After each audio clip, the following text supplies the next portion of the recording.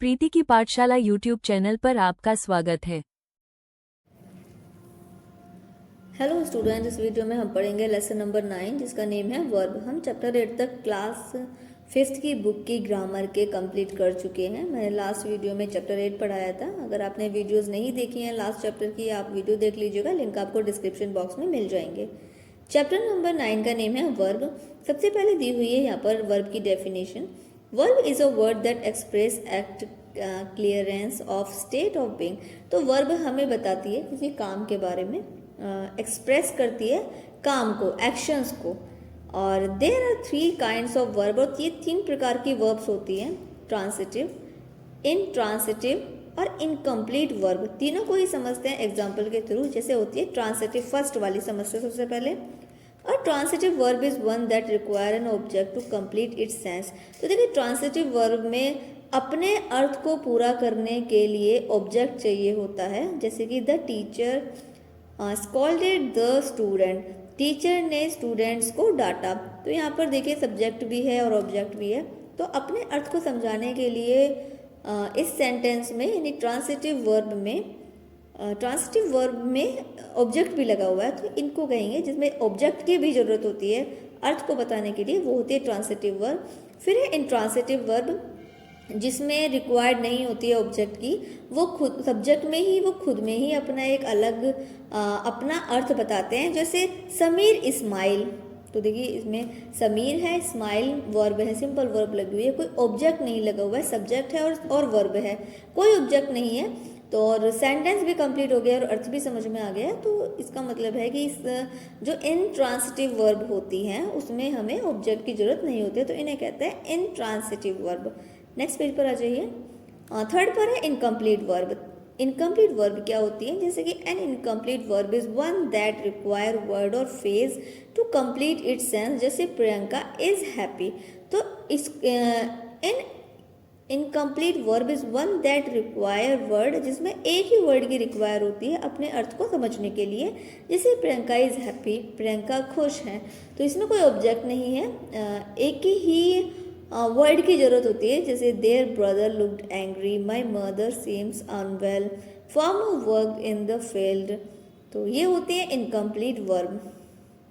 Chapter का explanation हो गया है कंप्लीट। आई होप आपको तीनों तरीके की वर्ब समझ में आ गई होंगी। अभी यहाँ पर दी हुई है एक्सरसाइज, जिसमें हमें जो है वर्ब फिल करनी है, और सामने ऑप्शन भी दिए हुए हैं लेकिन अनस्क्रैम्बल वर्ड्स में है। लेटर्स जो हैं आगे पीछे लिखे हुए हैं वो सही क्रम में करने हैं और वर्ब फिल करनी है, और 2 पर अंडरलाइन करना है। वर्ब पर जो वर्ब है उस पर अंडरलाइन करना है, लाइन बनानी है। मैंने फिल कर दिया, आप फिल कर दीजिएगा। चैप्टर 9 हो गया है कंप्लीट। अब इसी वीडियो में हम समझेंगे चैप्टर नंबर 10, जिसमें हम समझेंगे एडवर्ब के बारे में। वर्ब समझ में आ गई है बच्चों, आई होप।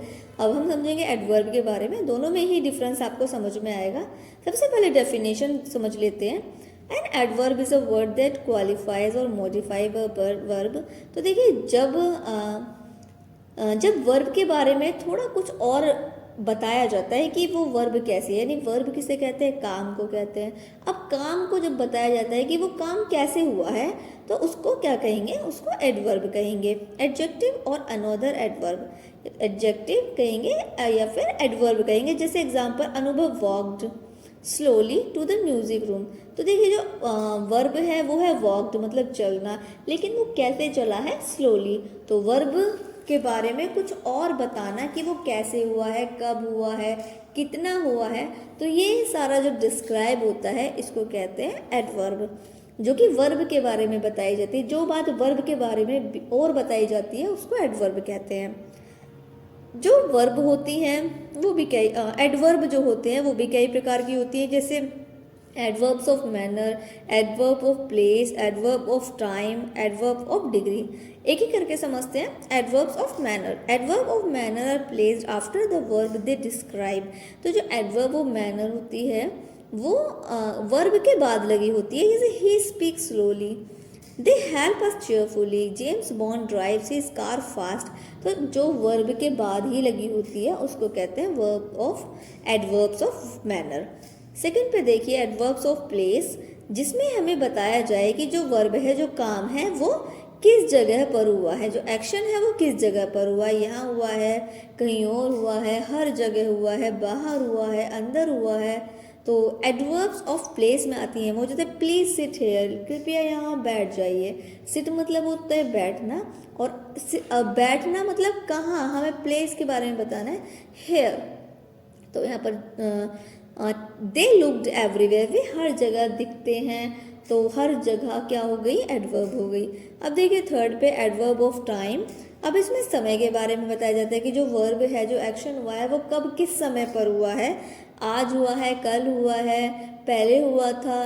तो इसमें टाइम को लेकर टाइम बताया जाता है, जैसे ही कम यस्टरडे, वह कल आया, आई वॉन्ट इट नाउ, मुझे अभी चाहिए।